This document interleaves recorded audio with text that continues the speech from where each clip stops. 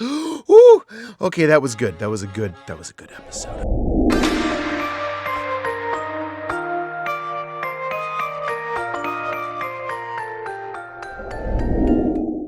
Chibiusa. Oh, Chibiusa. You might actually have a plan. If I had one cynical comment to make, God, I hate doing this first because I rather liked this one, but it sets up a lot of other good stuff, so let's just dive headfirst into the mud for a split second. Okay, one cynical comment. Fugitive of the Judoon mainly succeeds by taking what works about the Chibnall era and swirling in a healthy dose of the Davies and Moffat eras, almost as though they discovered that by jettisoning the necessary baggage to create their own take on the show, they accidentally threw out like a lot of the intrigue, empathy, and stickiness of the previous eras. So they're clearly trying to recapture former glories here to a degree, otherwise why bring back the Judoon of all things? On a surface level, it's like, hey kids, remember Judoon?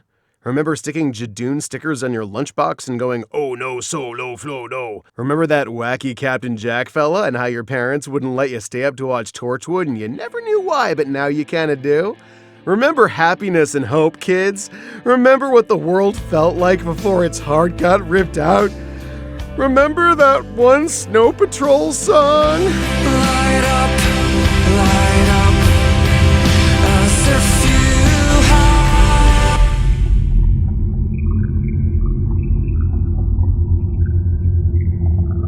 On a deeper level, the people of Gloucester have that sense of actual lived lives, like Davy's minor characters often did, rooting everything in a recognizable reality before the aliens arrive to cause a ruckus. And yep, Jack's back to do what the face of BoJack does best, deliver ominous messages about the future. The fact that Barrowman was able to restrain himself from telling anyone he was even in this, I mean, man, that's impressive. Even more impressive, he doesn't actually get a scene with the Doctor, which we're obviously craving because, dear Lord, what would that scene even look like? We wants it. It doesn't gives it. Cruel mistress. Moffat, on the other hand, is known for narrative substitution, i.e. you thought you were watching this kind of story, when in fact you were watching the build-up to a completely different kind of story. He's also known for messing about with the continuity and the canon just a tad, and by just a tad, I mean he crammed in a secret doctor because he could once.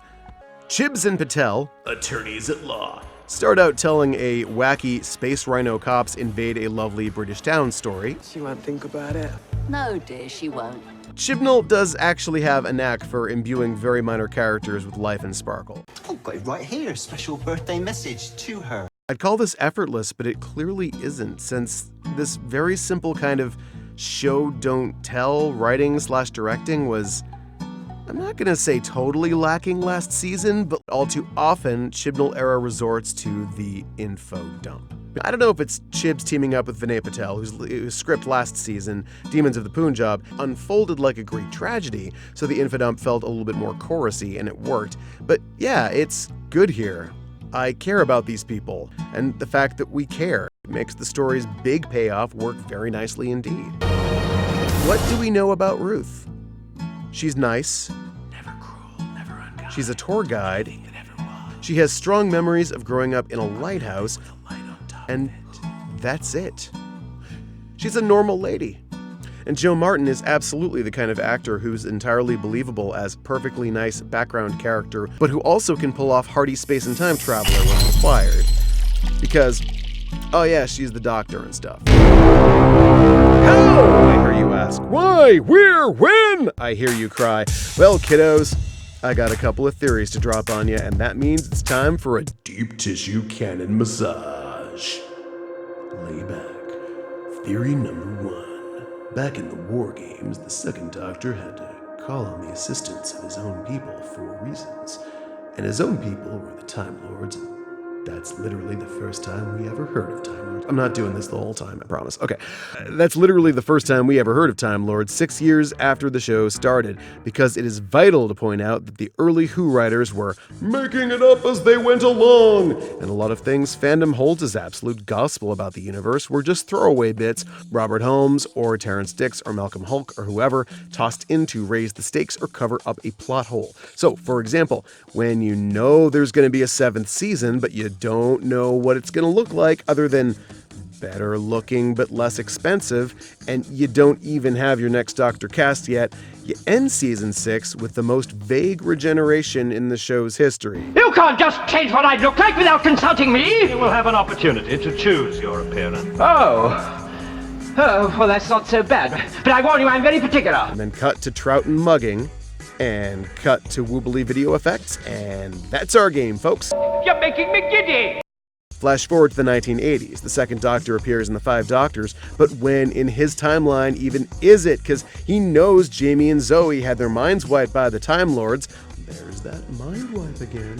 Which happened like 4 minutes before they changed his appearance, so it's not like he snuck out to use the loo, somehow figured out how to get into his TARDIS past the force field, fled to Unit HQ in 1983 to hang out with the Brig, and got time scooped back to Gallifrey without anyone mentioning that he'd run away from his own trial, and shouldn't we finish that up? So the logical conclusion one can draw is that somehow the Doctor had a number of different adventures while being employed as a secret agent by the Time Lords, adventures she'd likely have no memory of later on as they never come up again. This theory is called Season 6B, because, like, it hints that there's a secret sixth... Terrence Dix, co-writer of the War Games, actually wrote a book that detailed one of the Second Doctor's adventures on his Rassilon Secret Service called World Game, and you should check it out because it's very silly. And at some point during those years, let's say the Second Doctor regenerates into Jo Martin, who at some point during her lifespan hides out in Gloucester in 2020 from the Judoon with her faithful companion Lee, with the help of the Chameleon Arch, and forgets she's a Time Lord until... You still with me? Okay, because there's actually some evidence in this episode that this is what went down. The Ruth-Doctor's TARDIS looks like Troughton's TARDIS. She says she's working for Gat, who's working for Gallifrey. What? She's clearly the Doctor or a Doctor, but she's going through a phase where she's having to compromise her ideals a bit, hence the gun, etc., and working for someone else and all that stuff. That's roughly what a Season 6B Doctor would be like. It's not like she hasn't seen the sonic screwdriver yet. But you don't recognize a sonic screwdriver. Smart enough not to need one. Almost as though she's at a point where, yeah, she had one, but no, she hasn't yet updated it with GPS and bioscanners and a compass in the stock and a thing that tells time. Also make Julian fries. Theory number 2. Need I remind you that the early writers for this show were making it up as they went along? By 1976, however, there were a few rules in place. The Doctor is a Time Lord from the planet Gallifrey in the constellation of Castorberus. He's old, he travels through time in the TARDIS, which he stole. It doesn't work properly, and he's had precisely 3 white male faces before now, and that's that. Well, until Terrence Dix, writing under the pseudonym Robin Bland for actually kind of boring reasons, wrote The Brain of Morbius, which features a scene with the Doctor and Morbius, a Time Lord brain inside a monstery body, facing off in mental combat! And at one point, Morbius digs into the Doctor's psyche. And that's how, in addition to the 3 fellows you know from before, you also see these guys. Who are they? Well, in real life, they're script editor Robert Holmes and producer Philip Hinchcliffe and future director Graham Harper and a bunch of other behind-the-scenes guys. But yeah, they're all dudes, but we only see a few of them. And if the Doctor did have a previous 13 life regeneration cycle before now, there's nothing that says Jo Martin's Doctor couldn't have been one of them. We only see 8 of them, after all. By the way, the 13 lives thing wasn't even set in stone until later that same year in The Deadly Assassin. Again, mostly as a way of explaining why the Master looks like Swamp Thing in a hoodie. And in case you think it's a little bit much that the show nowadays would be referencing this obscure enough episode to sort of justify itself, here's a wacky coincidence. This scene was first shown on January 24th, 1976. Almost exactly 44 years to the week before this episode aired. How old is Ruth? I am 44. And this is her birthday. She's 44 years old, as is the concept that there were Doctors before Hartnell.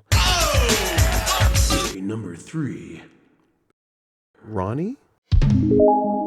I think my favorite moment in the episode is the one where Ruth goes ninja on the Judoon in the church, and not just because of the fighting, which looks super cool, but the justification. Ruth doesn't know who she is, but she knows that she has a visceral reaction to bullies. Which leads us to the most fascinating scene in the episode, where the Ruth Doctor confronts Gat with our Doctor poking her head in every now and then. The only way to really interpret it, honestly, is to say that the show is engaging in a little bit of self-criticism here. The Ruth Doctor seems to be in a darker, more morally ambiguous place than our Doctor, but she also seems more self-aware of the contradictions, which is honestly something I've been wanting to see in this series since the start of this era. This acknowledgement that this version of the Doctor, like every other version of the Doctor, has flaws. Ruth very specifically hates bullies and is willing to respond to violence with violence, which our Doctor refuses to do one-on-one, but has no problem doing it from afar.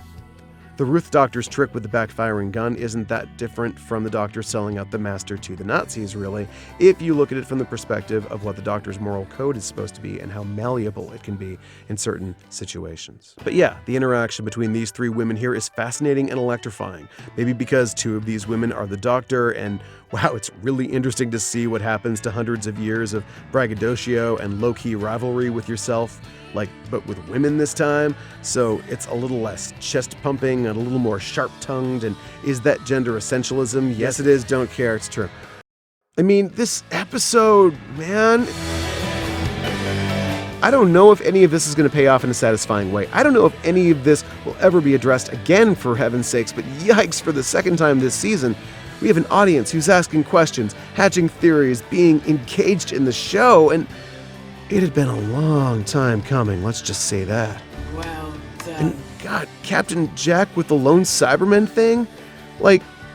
That sounds really stupid, but it could be cool. Whatever happens, right now they've dumped a lot of stuff right onto the Doctor's head all at once, and what it's done is given the show dramatic stakes and momentum moving forward. Well done. But it's a lot.